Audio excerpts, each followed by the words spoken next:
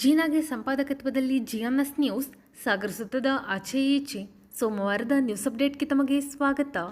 ಮುಖ್ಯಾಂಶಗಳು. ಸಾಗರದಲ್ಲಿ ಆಪರೇಷನ್ ಸಿಂಧೂರ್ ಬೃಹತ್ ತಿರಂಗ ಯಾತ್ರೆ. 1 ಕಿಲೋಮೀಟರ್ ರಾಷ್ಟ್ರಧ್ವಜ ಹೊತ್ತು ಹೆಜ್ಜೆ ಹಾಕಿದ ಸಹಸ್ರಾರು ದೇಶಭಕ್ತರು. ಆಪರೇಷನ್ ಸಿಂಧೂರ್ ಕುರಿತು ಆದರ್ಶ ಗೋಖಲೆ. ಭಾರತೀಯ ಸೈನಿಕರ ಕುರಿತು ರಾಘವೇಂದ್ರ. ಸೈನಿಕರನ್ನು ಅವಮಾನಿಸದಂತೆ ಹಾಲಪ್ಪ ಮನವಿ. ಸಾಗರ ಪದವಿ ಪೂರ್ವ ಕಾಲೇಜಿನಲ್ಲಿ ಶಿಕ್ಷಣ ಇಲಾಖೆಯಿಂದ ಸಮುದಾಯದತ್ತ ಶಾಲೆ. ಸರ್ಕಾರಿ ಶಾಲೆ ಉಳಿಸಿ ಬೆಳೆಸಲು ಮೈತ್ರಿ ಪಾಟೀಲ್ ಮಾಲ್ತೇಶ್ ಮನವಿ. ಈಗ ಸುದ್ದಿಯ ವಿವರ. ಆಪರೇಷನ್ ಸಿಂಧೂರ್ ಸಂಕಷ್ಟದ ಸಂದರ್ಭದಲ್ಲಿ ಭಾರತದ ಜೊತೆ ಯಾವ ರಾಷ್ಟ್ರವೂ ನಿಲ್ಲುವುದಿಲ್ಲ ಎನ್ನುವುದನ್ನು ಸಾಬೀತುಪಡಿಸಿದೆ ಎಂದು ವಾಗ್ಮಿ ಆದರ್ಶ್ ಗೋಖಲೆ ತಿಳಿಸಿದರು. ಸಾಗರದ ಸಾಗರ್ ಹೋಟೆಲ್ ವೃತ್ತದಲ್ಲಿ ಸೋಮವಾರ ನಾಗರಿಕ ವೇದಿಕೆ ವತಿಯಿಂದ ಆಪರೇಷನ್ ಸಿಂಧೂರ್ ವಿಜಯ ತಿರಂಗ ಯಾತ್ರೆ ಅಂಗವಾಗಿ ಹಮ್ಮಿಕೊಳ್ಳಲಾಗಿದ್ದ ಸಭಾ ಕಾರ್ಯಕ್ರಮದಲ್ಲಿ ಅವರು ದಿಕ್ಸೂಚಿ ಭಾಷಣ ಮಾಡುತ್ತಿದ್ದರು. ಸಂಸದ ಬಿವೈ ರಾಘವೇಂದ್ರ ಹಾಗೂ ಮಾಜಿ ಸಚಿವ ಹರತಾಳು ಹಾಲಪ್ಪ ಮಾತನಾಡಿದರು. ಸಭೆಯಲ್ಲಿ ವಿಧಾನ ಪರಿಷತ್ ಸದಸ್ಯೆ ಭಾರತಿ ಶೆಟ್ಟಿ, ನಗರಸಭಾಧ್ಯಕ್ಷೆ ಮೈತ್ರಿ ಪಾಟೀಲ್, ಉಪಾಧ್ಯಕ್ಷೆ ಸವಿತಾ ವಾಸು, ಪ್ರಮುಖರಾದ ಡಾಕ್ಟರ್ ರಾಜನಂದಿನಿ ಕಾಗೋಡು, ಮಲ್ಲಿಕಾರ್ಜುನ್ ಹಕ್ರೆ, ದೇವೇಂದ್ರಪ್ಪ, ಪ್ರಸನ್ನ ಕೆರೆಕೈ, ದಿನೇಶ್ ರವಾಳ, ಯುಜೆ ಮಲ್ಲಿಕಾರ್ಜುನ್, ಸುಭಾಷ್ ಚಂದ್ರ ತೇಜಸ್ವಿ, ವಿಷ್ಣು ಹೆಗಡೆ, ರಂಗರಾಜ್ ಬಾಳೆಗುಂಡಿ, ಪ್ರತಿಮಾ ಜೋಗಿ, ಸಂತೋಷ್ ಶಿವಾಜಿ, ಐವಿ ಹೆಗಡೆ, ಕೋಮಲ್ ರಾಘವೇಂದ್ರ, ಕೆವಿ ಪ್ರವೀಣ್, ಅಶ್ವಿನಿ ಕುಮಾರ್, ಪ್ರಭಾವತಿ ಇನ್ನಿತರರು ಹಾಜರಿದ್ದರು. ನಂದಿನಿ ಪ್ರಾರ್ಥಿಸಿದರು. ಟಿಡಿ ಮೇಘರಾಜ್ ಸ್ವಾಗತಿಸಿದರು. ಗಣೇಶ್ ಪ್ರಸಾದ್ ನಿರೂಪಿಸಿದರು. ಇದಕ್ಕೂ ಮೊದಲು ಮಹಾಗಣಪತಿ ದೇವಸ್ಥಾನದಿಂದ 1 ಕಿಲೋಮೀಟರ್ ಉದ್ದದ ಬೃಹತ್ ರಾಷ್ಟ್ರಧ್ವಜ ಹಿಡಿದು ತಿರಂಗ ಯಾತ್ರೆಯನ್ನು ನಗರದ ಪ್ರಮುಖ ಬೀದಿಗಳಲ್ಲಿ ನಡೆಸಲಾಯಿತು. ಮೆರವಣಿಗೆಯಲ್ಲಿ ಸಹಸ್ರಾರು ನಾಗರಿಕರು ಪಾಲ್ಗೊಂಡಿದ್ದರು. ಆಪರೇಷನ್ ಸಿಂಧೂರದ ಮೂಲಕ ಭಾರತೀಯರ ಸಾಮರ್ಥ್ಯ, ಕೆಚ್ಚು, ಪರಾಕ್ರಮ, ತ್ಯಾಗ, ಸಾಹಸ, ಶ್ರದ್ಧೆ, ಶಕ್ತಿ ಎಲ್ಲವನ್ನ ಕೂಡ ಜಗತ್ತಿಗೆ ಪರಿಚಯವನ್ನ ಮಾಡಿಕೊಟ್ಟಂತಹ ಭಾರತ ದೇಶದ ಸೇನೆಯ 3 ವಿಭಾಗದ ಅಷ್ಟೂ ಸೈನಿಕರಿಗೆ ಸಾಗರ ಅನ್ನುವ ಪದಕ್ಕೆ ನಿಜವಾದ ಅರ್ಥವಾದ ಸಾಗರ ಸಮುದ್ರದ ರೀತಿಯಲ್ಲಿ ಪ್ರವಾಹವಾಗಿ ಬಂದು ಆ ಎಲ್ಲ ಸೈನಿಕರಿಗೆ ಶಕ್ತಿಯನ್ನ ತುಂಬಿದಂತಹ, ಹಾರೈಕೆಯನ್ನ ಮಾಡಿದಂತಹ ಎಲ್ಲ ಸಜ್ಜನ ನಾಗರಿಕ ಬಂಧುಗಳಿಗೆ ಪ್ರೀತಿಪೂರ್ವಕವಾಗಿರುವಂತಹ ನಮಸ್ಕಾರಗಳನ್ನ ಆರಂಭದಲ್ಲೇ ನಾನು ಸಲ್ಲಿಸ್ತಾ ಇದ್ದೇನೆ. ಆತ್ಮೀಯ ಬಂಧುಗಳೇ, 1971ರಲ್ಲಿ ಬಾಂಗ್ಲಾದೇಶದ ವಿಮೋಚನೆಗೋಸ್ಕರ ಭಾರತ ಪಾಕಿಸ್ತಾನದ ವಿರುದ್ಧ ಯುದ್ಧ ಮಾಡಿತ್ತು. ಮುಂದಿನ ದಿವಸಗಳಲ್ಲಿ ಬಾಂಗ್ಲಾ ನಮ್ಮ ಶತ್ರು ಆಗ್ತದೆ ಅನ್ನೋಂಥದ್ದು ಗೊತ್ತಿಲ್ಲದೆ ನಮ್ಮ ದೇಶದ ಸೈನಿಕರು ತಮ್ಮ ಪ್ರಾಣವನ್ನ ಗಡಿಯ ಭಾಗದಲ್ಲಿ ಚೆಲ್ಲಿದ್ರಾಯ್ತು. ರಕ್ತ ಚೆಲ್ಲಿ ಬಾಂಗ್ಲಾದೇಶದ ಉದಯ ಆಯಿತು. ಆ ಬಾಂಗ್ಲಾದೇಶದ ವಿಮೋಚನೆಗೂ ಮೊದಲು, ಯುದ್ಧಕ್ಕೆ ಹೊರಡೋದಕ್ಕಿಂತ ಮೊದಲು ಮಾಣೆಕ್ ಶಾ ಅವರಿಗೆ ಜನರಲ್ ಕಾರ್ಯಪ್ಪನವರು ಒಂದು ಪತ್ರವನ್ನ ಬರೀತಾರೆ. ಇಂಗ್ಲಿಷ್ ಅಲ್ಲಿರುವಂತಹ ಪತ್ರ ಅದು. Dear Manek Shah, in times of war and not before, God and soldier all adore. ಯುದ್ಧ ಬಂದಾಗ ಮಾತ್ರ, ಯುದ್ಧಕ್ಕಿಂತ ಮೊದಲಲ್ಲ, ಸೈನಿಕನನ್ನ ಮತ್ತು ದೇವರನ್ನ ಎಲ್ಲರೂ ಹಾಡುತ್ತಾರೆ, ಹೊಗಳುತ್ತಾರೆ. When wars are over and everything righted, ಯುದ್ಧ ಎಲ್ಲ ಮುಗಿದು ಎಲ್ಲವೂ ಶಾಂತವಾದ ಬಳಿಕ, ನಿಶಬ್ದವಾದ ಬಳಿಕ, god is forgot and soldiers ಸ್ಲೈಟೆಡ್. ಭಗವಂತನನ್ನ ಜನ ಮರೆತು ಬಿಡ್ತಾರೆ, ಸೈನಿಕನನ್ನ ಪಕ್ಕಕ್ಕೆ ಸರಿಸಿ ಬಿಡ್ತಾರೆ. ಪಹಲ್ಗಾಮ್ನಲ್ಲಿ ದಾಳಿಯಾದಾಗ, ಆಪರೇಷನ್ ಸಿಂಧೂರ್ ಆದಾಗ, ಪ್ಯಾಂಟ್ ಬಿಚ್ಚಿ ಧರ್ಮ ನೋಡಿ ಹೊಡೆದಾವಾಗ ಸೈನಿಕರ ನೆನಪಾಗಿತ್ತು. ಭೂಕಂಪ ಆದಾಗ ಸೈನಿಕರ ನೆನಪಾಗತ್ತೆ. ಕಾಮನ್ವೆಲ್ತ್ ಗೇಮ್ಸ್ ಅಲ್ಲಿ ಭಾರತ ಸರ್ಕಾರದ ಮಾನ ಮರ್ಯಾದೆ ಇನ್ನೇನು ಹೋಗಬೇಕು ಅಂದಾಗ, ಬ್ರಿಡ್ಜ್ ಕಟ್ಟಬೇಕು ಅಂದಾಗ ಸೈನಿಕರ ನೆನಪಾಗತ್ತೆ. ಭೂಕಂಪ ಆದಾಗ 28 ಗಂಟೆಗಳ ಒಳಗಡೆ ಯಾವ ಇಂಜಿನಿಯರಿಂಗ್ ಕಾಲೇಜಿನ, ಯಾವ IIT, ಯಾವ ಅಮೆರಿಕಾದ MITಗಳು ಮಾಡದೇ ಇರುವಂತಹ ದೊಡ್ಡ ದೊಡ್ಡ ಬ್ರಿಡ್ಜ್ಗಳನ್ನ ನಮ್ಮ ಸೈನಿಕರು 28-30 ಗಂಟೆಗಳ ಒಳಗಡೆ ನಿರ್ಮಾಣ ಮಾಡ್ತಾರೆ. ಅವಾಗೆಲ್ಲ ಸೈನಿಕರು ನಮಗೆ ನೆನಪಾಗ್ತಾರೆ. ಧರ್ಮ ಕೇಳಿ ಹೊಡೆದಾಗ ಸೈನಿಕರು ನಮಗೆ ನೆನಪಾಗ್ತಾರೆ. ಸಿಂಧೂರ್ ಆದಾಗ ನಮಗೆ ನೆನಪಾಗ್ತಾರೆ. ಒಂದು ಸರ್ತಿ ಎಲ್ಲ ನಿಶ್ಶಬ್ದ ಆದಾಗ IPL ಅಲ್ಲಿ ಈ ಬಾರಿ ಯಾರು ಕಪ್ ಗೆಲ್ತಾರೆ, ಜಾಸ್ತಿ ರನ್ ಯಾರು ಹೊಡಿತಾರೆ, ಆರೆಂಜ್ ಕ್ಯಾಪ್ ಯಾರಿಗೆ, ಪರ್ಪಲ್ ಕ್ಯಾಪ್ ಯಾರಿಗೆ, ಪುಷ್ಪ 3 ಬರುತ್ತೋ ಇಲ್ವೋ ಅನ್ನುವಂತಹ ಯೋಚನೆಗಳನ್ನ ನಾವು ಮತ್ತೆ ಮತ್ತೆ ಮಾಡ್ತೇವೆ. ಸೈನಿಕ ಸಂಘದ ಅಧ್ಯಕ್ಷರ ಮಾತುಗಳು ಅದು ಸುಮ್ಮನೆಯ ಮಾತುಗಳಲ್ಲ. ಸೈನಿಕರಿಗೆ ಈ ದೇಶ ಬೇರೇನು ಕೊಡಬೇಕಾಗಿಲ್ಲ, ನಾವು ನೀವು ಏನು ಕೊಡಬೇಕಾಗಿಲ್ಲ, ಅವ್ರಿಗೆ ಹಣ ಬೇಕಾಗಿಲ್ಲ, ಏರ್ ಟಿಕೆಟ್ ಬೇಕಾಗಿಲ್ಲ, ಯಾವ ಸವಲತ್ತುಗಳನ್ನ ಕೂಡ ಸೈನಿಕರ ಅಪೇಕ್ಷೆ ಪಡೋದಿಲ್ಲ. ಸೈನಿಕರ ಅಪೇಕ್ಷೆ ಪಡುವಂಥದ್ದು ಒಂದೇ, ದೇಶ ಬಂದಾಗ ಮಾತ್ರ ಸೈನಿಕರನ್ನ ಹೀರೋ ಅಂತ ಯೋಚನೆ ಮಾಡಬೇಡಿ. 365 ದಿವಸಗಳ ಕಾಲವೂ ಕೂಡ ನಮಗೆ ಸೈನಿಕರೇ ಹೀರೋಗಳು. ನಮ್ಮ ದೇಶದ ಸೈನಿಕರನ್ನ ಬಿಟ್ಟು ಮತ್ತಾರನ್ನೂ ಕೂಡ ನಾವು ಹೀರೋಯಿಸಂ ಅನ್ನ ಕಾಣೋದಕ್ಕೆ ಸಾಧ್ಯ ಇಲ್ಲ. ಆಪರೇಷನ್ ಸಿಂಧೂರ ಅದಕ್ಕೆ ಸಾಕ್ಷಿಯಾಗಿದೆ. ಒಂದು ದಾಳಿ, ಒಂದು ಆಕ್ರಮಣ ಈ ದೇಶದ ಹನುಮ ಶಕ್ತಿಯನ್ನ ಜಗತ್ತಿನ ಎದುರುಗಡೆ ತೆರೆದಿಡ್ತು. ಏಪ್ರಿಲ್ 22ರ ಒಂದು ದಾಳಿ 26 ಜನರನ್ನ ಆಹುತಿ ತೆಗೆದುಕೊಂಡಂತಹ ಒಂದು ಭಯೋತ್ಪಾದಕ ಕೃತ್ಯ ಮೇ 7ರಿಂದ 10ರವರೆಗೆ ಪರಿಪೂರ್ಣವಾಗಿ ಉಗ್ರರ ನೆಲೆಯನ್ನ ನಾಶ ಮಾಡಿ ಮೇ 11ಕ್ಕೆ ನಾವು ನೀವು ನರಸಿಂಹ ಜಯಂತಿಯನ್ನ ಆಚರಣೆ ಮಾಡಬೇಕಾಗಿದ್ರೆ ಭಾರತೀಯ ಸೇನೆ ನಿಜವಾದ ಅರ್ಥದ ನರಸಿಂಹಾವತಾರ ಹೇಗಿರುತ್ತೆ ಅನ್ನುವಂಥದ್ದನ್ನ ಪಾಕಿಸ್ತಾನದ ಮೇಲೆ ದಾಳಿಯನ್ನ ಮಾಡೋದ್ರ ಮೂಲಕ ತೋರಿಸ್ಕೊಟ್ರು. ಬಂಧುಗಳೇ, ತಿರಂಗ ಯಾತ್ರೆಯ ಮುಖಾಂತರ ನಮ್ಮ ದೇಶಕ್ಕೋಸ್ಕರ, ಸ್ವಾತಂತ್ರ್ಯಕ್ಕೋಸ್ಕರ ಅವಿಶ್ರಮವಾಗಿ ಹೋರಾಡಿದಂತ ವೀರ ನಾಗರಿಕರನ್ನ, ಸೈನಿಕರನ್ನ ನೆನೆಸ್ಕೊಳ್ತಾ ಈ ದೇಶಕ್ಕೆ ಪ್ರಾಣವನ್ನು ತೆತ್ತಂತ ಎಲ್ಲ ಹುತಾತ್ಮರನ್ನ ಈ ಸಂದರ್ಭದಲ್ಲಿ ನೆನೆಸ್ಕೊಳ್ತಾ, ಮೊನ್ನೆ ನಡೆದಂತ ಕಾಶ್ಮೀರದ ಪೆಹಲ್ಗಾವಲ್ಲಿ ನಡೆದಂತ ದುರ್ಮರಣ ಹೊಡೆದಂತ ಆ ನಾಗರಿಕರನ್ನ, ಪ್ರವಾಸಿಗರನ್ನ ಆತ್ಮಕ್ಕೆ ಶಾಂತಿಯನ್ನ ಕೋರ್ತಾ ವಿಶೇಷವಾಗಿ ಆಪರೇಷನ್ ಸಿಂಧೂರ್ ಮುಖಾಂತರ ನಾನು ಕೇವಲ ಹೆಡ್ಲೈನ್ ಕೊಡಲ್ಲ, ಡೆಡ್ಲೈನ್ ಅನ್ನ ಕೊಡ್ತೀನಿ ಅಂತೇಳಿ ಆಪರೇಷನ್ ಸಿಂಧೂರ್ ಮುಖಾಂತರ ಪಾಕಿಸ್ತಾನದ 100ಕ್ಕಿಂತ ಹೆಚ್ಚು ಉಗ್ರಗಾಮಿಗಳನ್ನ ಕೊಂದಂತ ವೀರ ಸೈನಿಕರನ್ನ, ಇದರ ನೇತೃತ್ವ ವಹಿಸಿಕೊಂಡಂತ ಹೆಮ್ಮೆಯ ಪ್ರಧಾನಮಂತ್ರಿಗಳಂತ ನರೇಂದ್ರ ಮೋದಿಜಿ ಅವರಿಗೆ ಒಂದು ದೊಡ್ಡ ಚಪ್ಪಾಳೆ ತಟ್ಟುವ ಮುಖಾಂತರ ಅಭಿನಂದನೆ ಸಲ್ಲಿಸಬೇಕು ಅಂತೇಳಿ ವಿನಂತಿಯನ್ನ ಮಾಡ್ಕೊತೀನಿ. ಏಪ್ರಿಲ್ 22ನೇ ತಾರೀಕು ಮಧ್ಯಾಹ್ನ 5 ಗಂಟೆಗೆ ಫೋನ್ ಬರುತ್ತೆ. ನಮ್ಮ ಶಿವಮೊಗ್ಗದ ಕೆಲವು ಮುಖಂಡರುಗಳು ಫೋನ್ ಮಾಡ್ತಾರೆ, ಈ ರೀತಿಯಂತ ಪೆಹಲ್ಗಾವ್ನಲ್ಲಿ ಅಟ್ಯಾಕ್ ಆಗಿದೆ, ನಮ್ಮ ಶಿವಮೊಗ್ಗದ ಮಂಜುನಾಥ್ ಅಂತ ಹೇಳಿ ಇನ್ನೊಬ್ರು ಬೆಂಗಳೂರಿನ ಒಬ್ಬ ಪ್ರವಾಸಿಗರು ಈ ರೀತಿ ದುರ್ಮರಣವನ್ನ ಹೊಂದಿದ್ದಾರೆ ಅಂತ ಹೇಳಿ ಸಂದೇಶ ಬರುತ್ತೆ. ಅವರ ಧರ್ಮಪತ್ನಿಯ ಒಂದು ಫೋನ್ ನಂಬರ್ ಇದೆ, ಒಂದ್ಸತಿ ರಾಘಣ್ಣ ನೀವು ಮಾತಾಡೋ, ಅಲ್ಲಿ ವ್ಯವಸ್ಥೆ ಏನಾಗಬೇಕು ಅಂತ ಹೇಳಿ ನಮ್ಮ ಪತ್ರಿಕಾ ಮಾಧ್ಯಮದ ಸ್ನೇಹಿತರಿಬ್ಬರು ನನಗೆ ಫೋನ್ ಮಾಡ್ತಾರೆ. ಫೋನ್ ಮಾಡ್ತೀನಿ, ಅವರ ಧರ್ಮಪತ್ನಿ, ಮಂಜುನಾಥಿನ ಧರ್ಮಪತ್ನಿ ಫೋನ್ ತೆಗೆದುಕೊಳ್ತಾರೆ. ನಾನು ಧೈರ್ಯ ಹೇಳ್ಬೇಕು ಅಂತ ನಾನೇ ಆ ತಾಯಿಯಿಂದ ಧೈರ್ಯವನ್ನು ತೆಗೆದುಕೊಳ್ಳುವಂತ ಅಷ್ಟು ಧೈರ್ಯವಾಗಿ ಆ ತಾಯಿ ಮಾತಾಡ್ತಾಳೆ. ಅಣ್ಣ, ಇನ್ನೂ ಕೂಡ ಘಟನೆ ಅರ್ಧ ಗಂಟೆ ಆಗಿದೆ, ಇನ್ನು ಅಧಿಕಾರಿಗಳು ಬರ್ತಾ ಇದ್ದಾರೆ, ನನ್ನ ಪಕ್ಕದಲ್ಲಿ ನನ್ನ ಗಂಡನ ಶವ ಇದೆ, ಆದ್ರೆ ನನ್ಗೆ ನಂಬಕ್ ಆಗ್ತಾ ಇಲ್ಲ, ನನಗೆ ಅಕ್ಸೆಪ್ಟ್ ಮಾಡ್ಕೊಳಕ್ ಆಗ್ತಾ ಇಲ್ಲ. ಈಗ ತಾನೇ ಕೈ ಹಿಡ್ಕೊಂಡು ನಾವು ಓಡಾಡಿದಂತವ್ರು ನನ್ನ ಗಂಡನ ಶವ ಇಲ್ಲಿ ಪಕ್ಕದಲ್ಲಿ ಇದೆ ಅನ್ನಕ್ಕೆ ನನ್ಗೆ ಮನಸ್ಸೇ ಹೋಗ್ತಾ ಇಲ್ಲ ಅಂತ ಹೇಳಿ ಆ ತಾಯಿ ಮಾತಾಡ್ತಾಳೆ. ಇನ್ನೊಂದು ಹೆಜ್ಜೆ ಹೇಳಿ ಆ ಉಗ್ರಗಾಮಿಗಳು ನನ್ನನ್ನು ಕೂಡ ತೆಗಿರಿ ಅಂತ ಹೇಳಿ ನನ್ನ ಸಿಂಧೂರನ್ನು ಕೂಡ ಕುಂಕುಮವನ್ನು ಅಳಿಸ್ಕೊಂಡು ಕೇಳಿದಾಗ, ನಿಮ್ಮನ್ನು ತೆಗಿಯಲ್ಲ, ನಿಮ್ ಮೋದಿಗೆ ಹೋಗಿ ಹೇಳಕ್ ಒಬ್ರು ಯಾರೋ ಜೀವಂತ ಇರ್ಬೇಕಲ್ಲ, ಹೋಗಿ ನೀನು ಹೋಗಿ ಹೇಳು ಅಂತೇಳಿ ಹೇಳ್ತಾಳಣ್ಣ ಅಂತೇಳಿ ಆ ತಾಯಿ ಕಣ್ಣೀರು ಹಾಕ್ತಾಳೆ. ಅಣ್ಣ, ನಂದು ಮೊಬೈಲ್ ಫೋನು ಚಾರ್ಜ್ ಹೋಗ್ತಾ ಇದೆ, ನನ್ನ ಪಕ್ಕದಲ್ಲಿ ನನ್ನ ಕರ್ಕೊಂಬಂದಂತ ಒಬ್ಬ ಡ್ರೈವರ್ ಇದ್ದಾನೆ ಅಂತ ಹೇಳಿ ಒಬ್ಬ ಮುಸ್ಲಿಂ ಸಮಾಜದ ಆ ಡ್ರೈವರ್ನ ನಂಬರ್ ಕೊಡ್ತಾಳೆ, ಕೊಟ್ಟು ಮೊಬೈಲ್ ಚಾರ್ಜ್ಗೆ ಇಟ್ಟಂತ ಒಂದು ಘಟನೆ.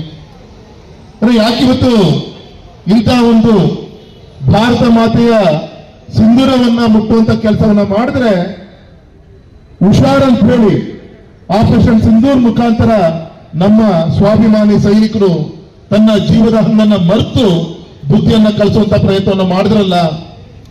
ಕೇವಲ 25-30 ನಿಮಿಷದಲ್ಲಿ ನಮಗೆಲ್ಲ ಸಂದೇಶ, ನಮ್ಮ ಕಾಲೇಜ್ ಸ್ಟೂಡೆಂಟ್ಸ್ ಇರ್ಬೋದು, ಜಮ್ಮು ಕಾಶ್ಮೀರ ಬಾರ್ಡರ್ ಇರುವಂತ ಶಾಲೆಗಳಿರುವಂತ ವಿದ್ಯಾರ್ಥಿಗಳಿರ್ಬೋದು, ಯಾವ ರೀತಿ ಅಟ್ಯಾಕ್ ಆದ್ರೆ ಯಾವ ರೀತಿ ತಯಾರು ಮಾಡ್ಕೊಳ್ಬೇಕು ಅಂತ ಹೇಳಿ ಆ ಹೋಮ್ವರ್ಕ್ ಅನ್ನ ಮಾಡ್ಲಿಕ್ಕೆ ಸಂದೇಶ ಕೊಟ್ಟರು. ನಾವು ಅನ್ಕೊಂಡ್ವಿ ಈ ಹೋಮ್ವರ್ಕ್ ಆಗಿ ಯಾವಾಗ ಯುದ್ಧವನ್ನು ಮಾಡ್ತಾರೆ ಅಥವಾ ಹೀಗೆ ಹೆಡ್ಲೈನ್ ಅಲ್ಲಿ ಮುಗಿಯುತ್ತಾ ಅಂತ ಹೇಳಿ. ಆದ್ರೆ ಒಂದ್ ಕಡೆ ನಮಗೆ ಹೋಮ್ವರ್ಕ್ ಮಾಡ್ಲಿಕ್ಕೆ ಹೇಳಿ ಅವತ್ತು ರಾತ್ರಿ ಬೆಳಗಿನ ಜಾವ ಎದ್ದು ಕೂರೋದ್ರೊಳಗೆ ಸುಮಾರು ಆ ಉಗ್ರಗಾಮಿಗಳ ಆ ತಾಣವನ್ನ ಹುಡುಕಿ ಹೊಡೆಯುವಂತ ಕೆಲಸವನ್ನ ಮಾಡಿದಲ್ಲ ಸೈನಿಕರು. ಇದೇ ಕೆಲಸವನ್ನ 2004ರಿಂದ 2014ನೇ ಇಸ್ವಿಯಲ್ಲಿ ವಿಶೇಷವಾಗಿ ಇಂಥ ಸಂದರ್ಭದಲ್ಲಿ ಪಕ್ಷ, ಪಾರ್ಟಿ, ಜಾತಿ, ಮತ ಮೀರಿ ಮಾಡಿದ ಅನೇಕ ಸಂದರ್ಭದಲ್ಲಿ ನಾವು ನೋಡಿದ್ದೇವೆ. ವಿದ್ಯಾರ್ಥಿ ಜೀವನದಿಂದ ಚಿಕ್ಕವರಿಂದ ನೋಡಿದ್ದೇವೆ.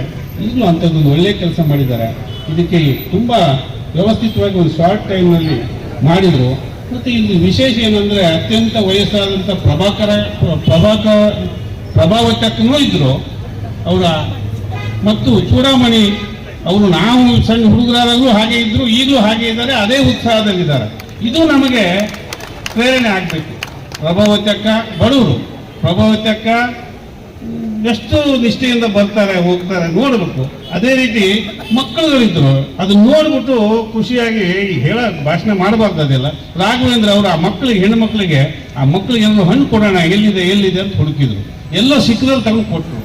ಅಂದ್ರೆ ಆ ಮಕ್ಕಳು ಸೇರಿದ್ರು, ಎಲ್ಲ ವಯಸ್ಸಿನ, ಎಲ್ಲ ಜಾತಿ ಮತ ಧರ್ಮದ, ಸರ್ವವ್ಯಾಪಿ ಸರ್ವಸ್ಪರ್ಶಿ ಆಗಿ ಇವತ್ತು ಸಾಗರ ಸ್ಪಂದನೆ ಮಾಡಿದೆ. ಮುಂದೆ ಈ ದೇಶದ ನಾಯಕತ್ವ ಏನು ಕರೆ ಕೊಡ್ತದೆ, ಈ ದೇಶದ ಸೈನ್ಯ ಮೂರೂ ದಳಗಳು ಏನು ಕರೆ ಕೊಡ್ತಾರೆ ಆ ಥರ ನಾವು ನಡ್ಕೊಳ್ಳೋಣ ಅಂತೇಳಿ ಹೇಳ್ತಾ, ಮತ್ತೊಂದು ನಾವು ಕರವ ಜೋಡಿಸ ಬನ್ನಿ, ಸ್ವರವ ಜೋಡಿಸ ಬನ್ನಿ, ಏನು ಮಾಡ್ಲಿಕ್ಕೆ ಸಾಧ್ಯ? ಅವರು ಕರೆ ಕೊಟ್ಟಾಗ ನಾವು ಸ್ಪಂದಿಸೋದು.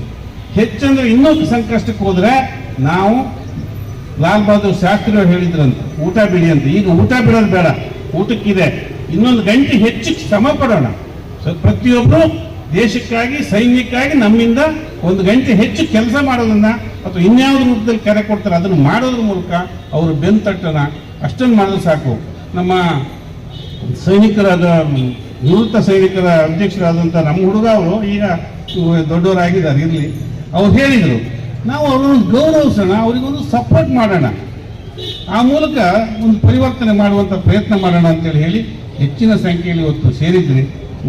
ಎಲ್ಲರೂ ಸೇರಿದ್ದೀವಿ. ಪಕ್ಷ, ಪಾರ್ಟಿ, ಜಾತಿ, ಮತ ಮೀರಿದ್ದನ್ನು ಇವತ್ತು ನಾನು ಸಾಗರದಲ್ಲಿ ನೋಡಿದ್ದೇನೆ. ಅದಕ್ಕಾಗಿ ಮತ್ತೆ ಎಲ್ಲ ಸಂಘಟನೆಯವರು ಸೇರಿದ್ದಾರೆ. ಮತ್ತೆ ವಿದ್ಯಾರ್ಥಿಗಳ ಸಂಖ್ಯೆ ಇನ್ನೊಂದಿಷ್ಟು ಸೇರ್ಬೇಕಾಗಿತ್ತು, ರಜಾ ಇದ್ದುದರಿಂದ ಇದು ಆಗಲಿಲ್ಲ. ಯಾಕಂದ್ರೆ ಕಳೆದ 3 ದಿನದಿಂದ 4 ದಿನದಿಂದ ಕಂಟಿನ್ಯೂಯಸ್ ಪರಸ್ಪರ ಎಲ್ಲರೂ ಸಂಪರ್ಕದಲ್ಲಿದ್ದರು. ಸಂಪರ್ಕದಿದ್ದು ಏನು ಮಾಡಬೇಕು ಅಂತ. ಇನ್ನೂ ವ್ಯವಸ್ಥಿತವಾಗಿ ಮುಂದೆ ದೇಶ ಕರೆ ಕೊಟ್ಟರೆ ಒಟ್ಟಾಗಿ ನಿಲ್ಲೋಣ, ಸೈನ್ಯವನ್ನು ಬೆಂಬಲಿಸೋಣ. ಯಾರು ನಮ್ಮ ತಾಯಿಂದಿರ ಸಿಂಧೂರವನ್ನು ಅಳಿಸಿದಾರೋ ಅವರು ಅದಕ್ಕೆ ತಕ್ಕ ಪ್ರಾಯಶ್ಚಿತ್ತ ಆಗಲೇಬೇಕು. ಅದನ್ನು ಮಾಡ್ತಾರೆ. ಈ ದೇಶದ ನಾಯಕತ್ವ ಮಾಡ್ತದೆ, ಈ ದೇಶದ ಸರ್ಕಾರ ಮಾಡ್ತದೆ.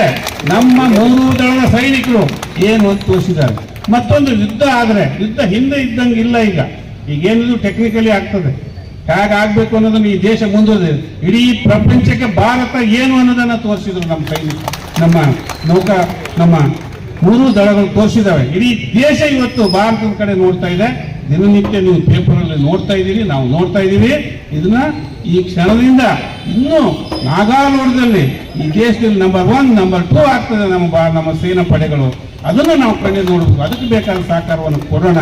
ಮತ್ತು ನಮ್ಮಿಂದ ಉದ್ಧಾರ ಆಗುವಂತ 2-3 ದೇಶಗಳಿದ್ದಾವೆ, ಬೈಕೌಟ್ ಮಾಡಿದ್ದಾರೆ. ನಮ್ಮ ಮಲ್ಲಿಕಾರ್ಜುನ ಹೇಳಿದ್ರು, ನಾವು ಒಂದಿಷ್ಟು ಚೀನಾ ದೇಶ, ಪಾಕಿಸ್ತಾನದಿಂದ ಏನು ಬರೋದಿಲ್ಲ ಬಿಡಿ, ಚೀನಾ ದೇಶ ನಮಗೆ ಮುಂದೆ ಗಂಡಾಂತರ ಇದೆ. ಅದನ್ನು ಮನದಲ್ಲಿ ಇಟ್ಕೊಂಡು ಯಾರ ಮನೇಲಿ ನೋಡಿದ್ರು ನಮ್ಮ ಮನೇಲಿ ಚೀನಾದಿಂದ ತಂದಿದ್ದೀವಿ ಅಂತ ಒಂದು ಹೆಮ್ಮೆಯಿಂದ ಹೇಳೋದಿದೆಯಲ್ಲ, ಅದನ್ನು ಒಂದು ಕೈ ಬಿಡುವ ಅಂತ ಪ್ರವೃತ್ತಿಯನ್ನು ಕೈ ಬಿಡ್ತಕ್ಕಂಥ ಕೆಲಸವನ್ನು ನಾವು ಮಾಡಬೇಕು.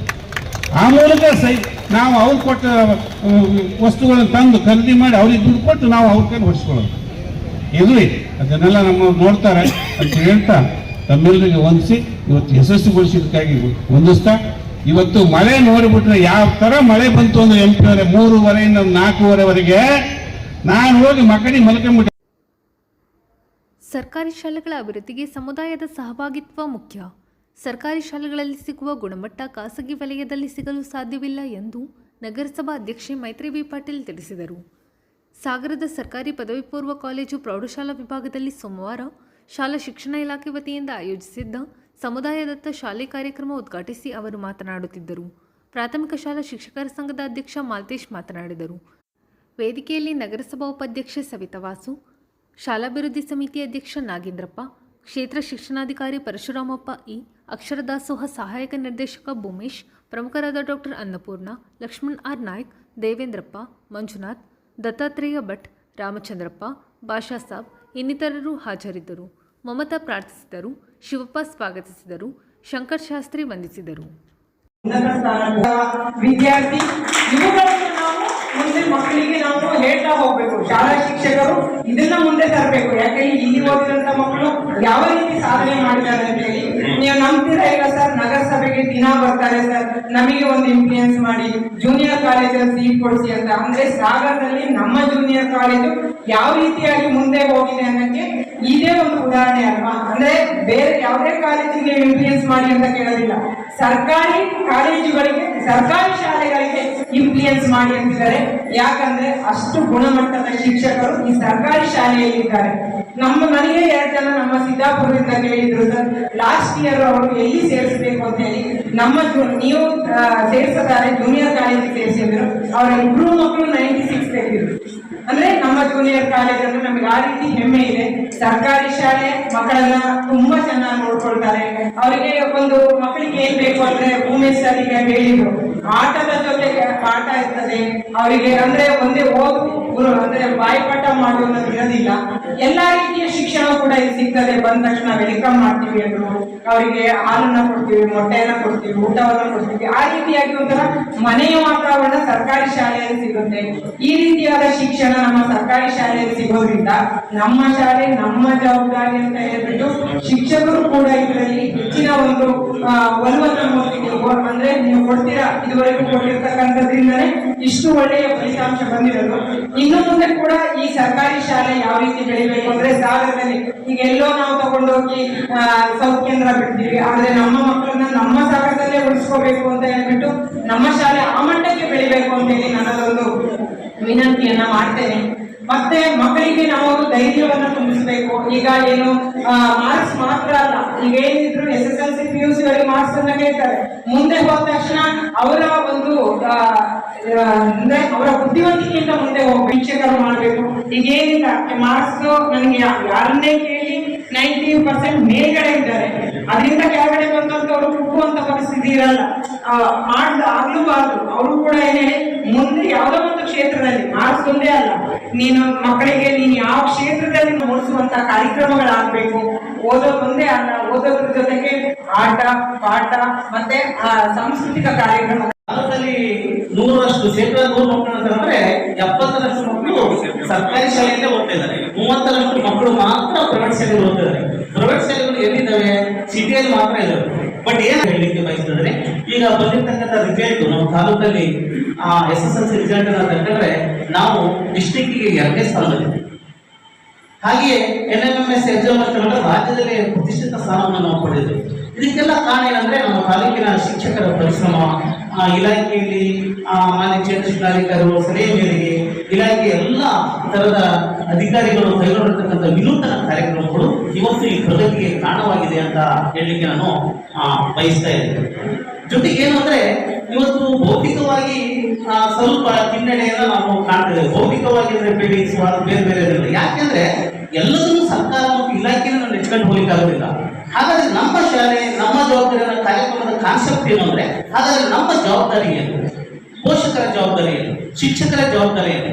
ಮಕ್ಕಳ ಜವಾಬ್ದಾರಿ ಏನು? ಸಮಾಜದಲ್ಲಿರ್ತಕ್ಕಂಥ ಪ್ರತಿ ಸಂಘ ಸಂಸ್ಥೆಗಳ ಸ್ಥಳೀಯ ಸಂಸ್ಥೆಗಳ ಜವಾಬ್ದಾರಿ ಎಂಬುದು ಏನು ಎಂಬುದನ್ನ ಈ ಒಂದು ನಮ್ಮ ಶಾಲೆ ನಮ್ಮ ಜವಾಬ್ದಾರಿ ಎಂಬ ಕಾರ್ಯಕ್ರಮವನ್ನು ಇಟ್ಟು ಜನರಿಗೆ ತಿಳುವಳಿಕೆಯನ್ನು ಮೂಡಿಸ್ತಾರೆ. ಅಂದ್ರೆ ಒಂದು ಕೈಯಲ್ಲಿ ಚಪ್ಪಾಳೆ ಹೊಡೆಯಕ್ಕಾಗಲ್ಲ, ಒಂದು ಕೈಯಲ್ಲಿ ನಾವು ಚಿಟ್ಟಿ ಹೊಡೆದ್ಬಿಟ್ರೆ ಚಪ್ಪಾಳೆ ಹೊಡಿಲಿಕ್ಕಾಗಲ್ಲ, 2 ಕೈಗಳನ್ನು ಸೇರಿದ್ರೆ ಮಾತ್ರ ಚಪ್ಪಾಳೆ ಹೊಡಲಿಕ್ಕೆ ಸಾಧ್ಯ. ಹಾಗಾಗಿ ಒಂದು ಕಡೆ ಶಾಲೆ ಅಂದ್ರೆ ಮತ್ತೊಂದು ಕಡೆ ಸಮುದಾಯ ಎಲ್ಲರೂ ಸೇರಿಕೊಂಡು ಈ ಒಂದು ಸರ್ಕಾರಿ ಶಾಲೆಯನ್ನು ಇನ್ನೂ ಉನ್ನತ ಮಟ್ಟಕ್ಕೆ, ಆದ್ರೆ ನಾವು ಉನ್ನತ ಮಟ್ಟದಲ್ಲಿ ಇದೀವಿ, ನಾವು ಇನ್ನೂ ಉನ್ನತ ಮಟ್ಟಕ್ಕೆ ಹೋಗ್ಬೇಕು. ನಾನು ಯಾವಾಗಲೂ ಸರ್ಕಾರಿ ಶಾಲೆ ಹಿಂದಿದೆ ಅಂತ ಹೇಳಲಿಕ್ಕೆ ಬಯಸಲ್ಲ.